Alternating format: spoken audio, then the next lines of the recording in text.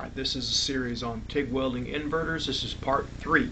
Part 1 and 2 we covered AC balance and AC frequency for welding aluminum, and we're going to be talking about the 2T and the 4T position today. And they come into play when you're using a torch mounted switch like this.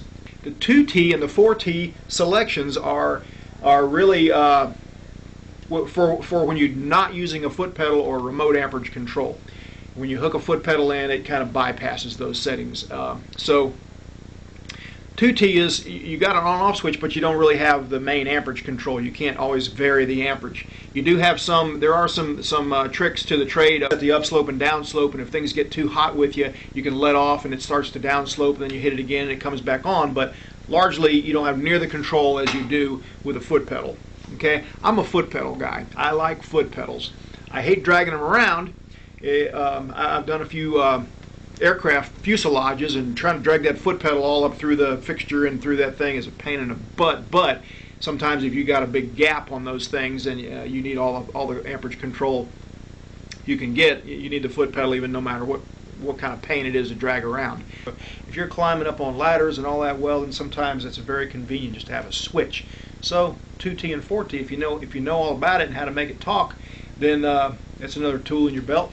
And you know, when you're up out of position, you don't have to worry about dragging a foot pedal. You hit it, you get an arc, and all you need is this. All you need is a torch. This is a European style TIG torch. Apparently, it's popular in Europe. I like small torches a lot better. If I go to water cooled, I just soon have as small a torch as I can, which is be the WP-20 usually. And you know, this is the large size. I cut my teeth on this. I learned how to weld on these big ones like this, and in fact, I learned how to weld on an air-cooled scratch start. But you know, that's a whole nother life.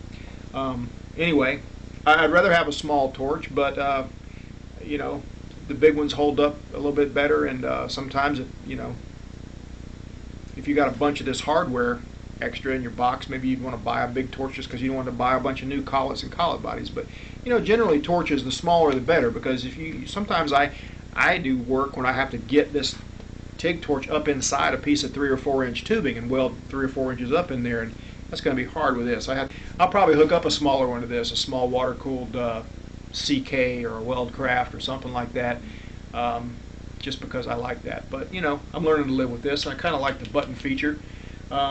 Later on, I'll have the button, this part, hooked up into the plug-in for the remote, but I'll have another torch hooked up on the on a welding lathe, and use that because it's kind of instructive to be able to watch that thing weld while we hit the button. In this video, we're going to do a little stainless just to show you, just because mix things up a little bit. Next video, anticipating is going to be on pulse, slow speed pulse, high speed pulse, what all the parameters do on pulse, the background current versus the percentage of on time, also called pulse width, and all that crap. It's kind of hard to, if you're not in it all the time, it's kind of hard to you know, have a handle on it. So that's what next week's video is, and I'll shut up now because I talk too much sometimes. My wife says I don't talk enough, actually. So, you know. Hi, and thanks for watching another video from weldingtipsandtricks.com. This is another video in the series of videos on TIG welder inverter settings. What are all those freaking knobs? We're using an Everlast PowerTIG 250EX for the demonstration, and today's video is about 2T and 4T and what that means. So what does it mean? What's a 2T and what's a 4T? The 2T and the 4T position switch allows you to have some amperage control even when you don't have a remote foot pedal or a slide switch on the torch. If you just got a switch on the foot pedal, this allows you some extra features, and so here we go explaining it. Alright, one of the main things that you need to remember about 2T, 4T, upslope, downslope, AC balance, and AC frequency, the things we've talked about so far, is never, ever try to pick up a girl talking about all this crap. It's not going to happen. She's going to run. Don't talk about it to your wife. Don't talk about it to your girlfriend. You'll bore the piss out of them. Keep this just between us. This is welder talk. Get it? Do we get each other? Just between us, right? This is just between us. No girlfriends, no wives. They don't. No. the most simple explanation for what 2T is basically you hit the trigger, you get an arc, you let off the trigger, the arc quits. Okay, but there's more to it than that. Okay, and what I mean by that is, if I have the upslope, remember I said we're going to talk about upslope and downslope. If I have the upslope turned up and the downslope turned up, that means it's going to take a little time between the time I hit the trigger and the time it ramps up to whatever I have the main amperage set at. And then when I let off the trigger, it's going to take a little time for it to downslope and crater out. Okay, so basically that can be a great thing. Okay, where would you use that? Here's a good example. Let's say you're up under your buddy's 68 Camaro hot rod welding a new muffler on for him, and you got your arm up here with the filler wire hanging over here, and you got the thing here, and now you flip your helmet down and you hit the trigger. You don't want all your amps at once because you don't want to blow a hole in your buddy's muffler tailpipe or whatever. So you have it set. You have it set where the upslope is kind of slow. Gives you a little time to position and get your filler rod right in the right place. All right, let's get started in showing what's going to happen on the stainless steel tubing when we do this 2T and with upslope and downslope kicked in. All right. All right, here's the settings we used. The pre-flow just set just a little bit, maybe a half an increment. The post-flow set to what it equates to roughly 10 seconds. Upslope is set at max, and the downslope is set at max, just to give it as close to 10 seconds as we can get to taper up and taper down.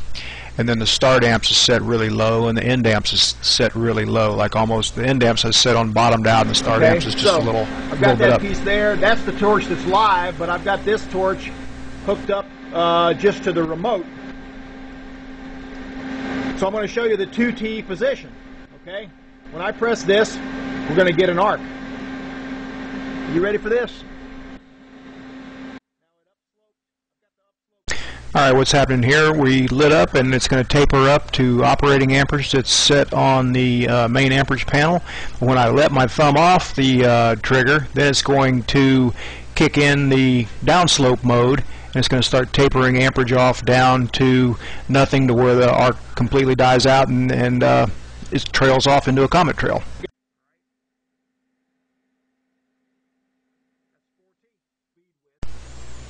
So okay, here's the bead. You see it's lit up and it started tapering, getting wider. You see the heat zones start getting wider, then it gets consistent, nice pretty uniform stainless bead. And then when we reach the point we let off the trigger, that is, it starts tapering down, getting narrower and narrower, less amps, quit melting, then the heat zone starts tapering down, comet trailing out. Alright. Alright, I have to hurry up here and explain the 4T. It's pretty much exactly the same. All the settings on the machine are the same, except we got 2 extra positions on the torch. So I'm going to quickly explain that because I'm running out of time. Okay? 4T coming up right now. Here we go. A quick summary here. Again, I've got the remote switch hooked in to the machine. Just torch isn't live. The torch is live over here on the welding lathe. Alright? 4T position. I hit the button.